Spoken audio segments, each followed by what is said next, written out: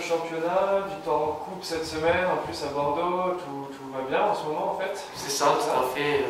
Tout nous sourit, donc on est content et on prend tout ce qu'il y a à prendre. On l'a beaucoup répété, et on l'a vu encore avec le turnover qu'il y a eu cette semaine en Coupe de France. C'est vraiment tout un groupe qui, c'est pas juste 11 titulaires, c'est vraiment des remplaçants et plus d'autres qui jouent encore moins. C'est vraiment tout un groupe qui se tire vers le haut en ce moment. Bien sûr, après le match à Bordeaux, on a pu voir qu'on avait un effectif de très grande qualité, parce que le match de Bordeaux était très intéressant pour tout le monde. Il y avait des joueurs qui jouaient moins, il y avait même un jeune du centre de formation qui est venu.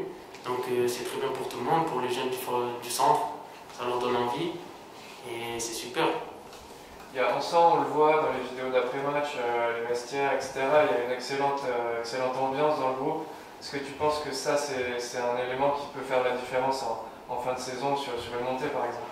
Bien sûr, c'est primordial. Je pense qu'avant d'être bon sur le terrain, il faut qu'on soit une bande d'amis et au vestiaire, tout se passe très bien. Quand par exemple on a des résultats plus compliqués, c'est là qu'on voit la force du groupe et de caractère. Donc bien sûr, on a un très beau groupe, je pense que ça sera très important pour la fin. Il y a aussi toute une génération de joueurs dont tu fais partie qui ont été formés au club, qui jouent beaucoup, qui sont très bons. C'est une fierté aussi quelque part de pouvoir prendre part à cette aventure-là. Bien sûr, c'est une fierté, c'est une petite forme de réussite, parce qu'on était du côté du centre de formation. L'objectif c'est d'arriver chez les pros, aujourd'hui d'être ici présent et d'être performant et de permettre à l'équipe de viser la montée, c'est une fierté pour nous. Toi personnellement, tu réalises une très bonne saison, tu fais des passes D, tu marques. Est-ce que tu t'étais fixé des objectifs au début de la saison? En début de saison, c'était de jouer le plus possible. Après ma dernière conférence, j'étais venu, j'avais dit que si j'arrive à mettre 8 buts ou 8 passes D, ça serait pas mal. Là, je suis à 6 buts, 4 passes D, et on va essayer d'atteindre cet objectif-là, ça serait pas mal. Tu parlais qu'il faut qu'on soit une bande d'amis, le fait d'avoir cette jeunesse dans l'effectif, ça aide vraiment à créer ce lien, cette osmose dans le groupe. Oui, bien sûr, je pense que ça a aidé parce que les recrues qui sont arrivées ont pu voir un groupe de jeunes très proches, de temps qu'on se connaissait du centre de formation, ça fait plusieurs années, et on a réussi à les intégrer par notre bonne ambiance.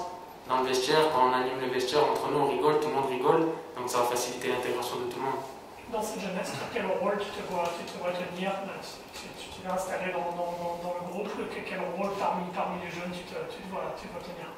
Parmi les jeunes, franchement, j'ai pas un rôle particulier si ce n'est faire des blagues, rigoler. Je pense que je suis celui qui arrive avec le sourire le matin et ça suffit. C'est le rôle que je prends. Quand on te voit jouer, tu joues sans pression, on a l'impression de voir un mec au five. Comment tu fais pour garder ce détachement, toi?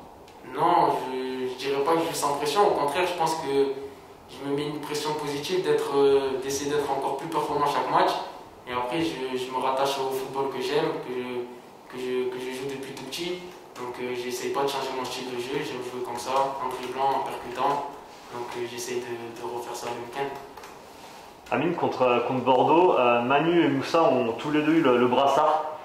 Qu'est-ce que tu peux me dire de leur qualité de capitaine? Déjà, j'imagine que ça te fait plaisir parce qu'on sait que vous êtes proches tous les trois. Et qu'est-ce que tu peux me dire de leur caractéristiques de capitaine à tous les deux? Tout d'abord, déjà, j'étais très content pour eux. Je pense qu'ils étaient contents eux aussi. C'est une fierté pour tout le monde, pour les éducateurs du centre de formation, pour tout le club. Et Moussa, je dirais que c'est un capitaine dans l'âme. On a pu le voir pendant notre épopée de Gambardella. C'est vraiment un leadership. Il a ce caractère qui fait que, même sans le brassard, on sent que c'est un leader. Et Manu, c'est vraiment un leader technique. Sur le terrain, il est exigeant envers lui-même, du coup, envers tout le monde. Donc je pense que c'est vraiment cet aspect-là sur le terrain. Lui, c'est plus sur le terrain qui peut montrer de l'exigence et être un leader. Amine, par rapport à cette saison où tout est réussi, quand tu vois tous les articles qu'il y a sur toi, quand tu vois tous les éloges que tu peux lire à droite à gauche sur internet, dans la presse, tout ça, comment toi tu le gères et comment tu le vis? Forcément ça fait plaisir, mais ensuite il faut se dire qu'il ne faut pas s'arrêter à ça et essayer de faire en sorte qu'il y ait encore plus d'éloges et d'être encore plus performant. Par rapport au match d'Ajaccio, quel souvenir tu gardes du match aller? Ça avait été compliqué là-bas? Souvenir du match aller, j'y étais pas. Comment tu l'avais vécu? Moi j'ai vu de l'extérieur, j'ai vu que c'était un match très difficile. Janis avait pris un carton rouge en début de match, mais dès ce début de saison, C'était un match en début de saison, on a pu voir qu'on avait un fort caractère quand on gagne à la fin sur une entrée en jeu de Koulou qui obtient un penalty. Donc c'était un match fort de sens pour nous car ça a bien lancé notre saison par la suite. Donc je regarde que c'était un match compliqué, surtout là-bas, et que ça ne sera pas facile de gagner lundi. Je voulais avoir- Allez-y, monsieur. Le coach tout à l'heure disait que tu avais progressé déjà cette saison, sur les 6 mois, notamment dans tes déplacements, devant le but. Tu es d'accord avec ce qu'il dit? Oui, bien sûr, je suis tout à fait d'accord avec lui. Je pense que pour un jeune joueur, on progresse naturellement lorsqu'on joue. J'ai la chance de jouer énormément, donc je progresse naturellement, d'autant plus avec les séances d'entraînement et le groupe qu'on a de qualité. Donc forcément, je progresse, d'autant que les matchs sont différents comparé à des matchs avec des jeunes où on s'y attend. D'ailleurs, on te voit de plus en plus décrocher. On sait que tu aimes bien être mobile au milieu de terrain. Tu te mets aussi en buteur dernièrement. Où est-ce que tu prends peut-être le plus de plaisir aujourd'hui sur le terrain? Sur le terrain, on va dire que j'aime bien avoir la balle. Ça veut dire que j'aime bien décrocher, animer le jeu. Mais je me suis rendu compte qu'il fallait tout le temps être efficace. C'était très important, d'autant plus dans le rôle que j'ai cette année. Je suis positionné assez haut sur le terrain, donc forcément, j'ai ce devoir d'essayer de finir les actions. Donc j'essaie de faire un mélange des deux, de construire et de finir. On sent que ce système il te correspond bien, non? Parce que justement tu peux décrocher un peu, tu peux prendre de la vitesse, tu peux finir, tu peux jouer aussi au ballon. Ça te plaît ce système de jeu qui est mis en place? Oui, bien sûr, ce système il me convient parfaitement. Je pense que voilà, on a pu voir que j'étais un numéro 10 dans l'âme. Je suis vraiment attiré par l'axe du terrain.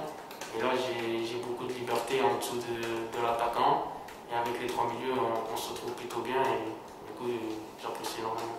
Avec lequel des autres attaquants tu t'entends le mieux? J'ai l'impression que c'est Rhys, mais est-ce que c'est ton sentiment toi aussi? Non, franchement, quand je joue, j'arrive à m'entendre avec tous les attaquants, que ce soit Janis, Bayo, Rhys, ce sont tous Koulou, ce sont tous des attaquants de très bonne qualité, donc c'est facile de jouer avec eux. Amine, pendant le mercato d'hiver, on a beaucoup parlé de toi, notamment on t'a envoyé du côté de Marseille. Imagine, c'était nouveau pour toi de se retrouver comme ça au milieu de. Bien sûr, ouais, bien sûr, c'était nouveau pour moi, c'était un monde que je ne connaissais pas forcément. Et puis voilà, je pense qu'avec mes agents, on a plutôt bien géré ça, j'ai gardé la tête froide avec ma famille. C'était une situation pas difficile à vivre parce que je savais mon choix, je connaissais mon choix, donc c'était tranquille. Ton choix c'était? C'était de rester, aujourd'hui je suis ici, on me voit bien. Ouais, comment tu le gères toi quand tu entends tout ce qui se dit sur toi et tout, alors que toi tu fais tes 6 premiers mois vraiment en pro, quand tu entends tout ça, dans ta tête, qu'est-ce qui se passe à ce moment-là?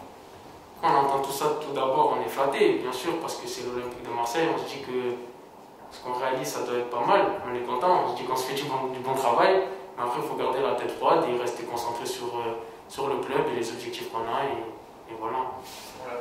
En parlant de bon travail, Amine, c'est récompensé parce que tu fais partie des joueurs nominés pour être meilleur joueur du mois de janvier par l'UNFP.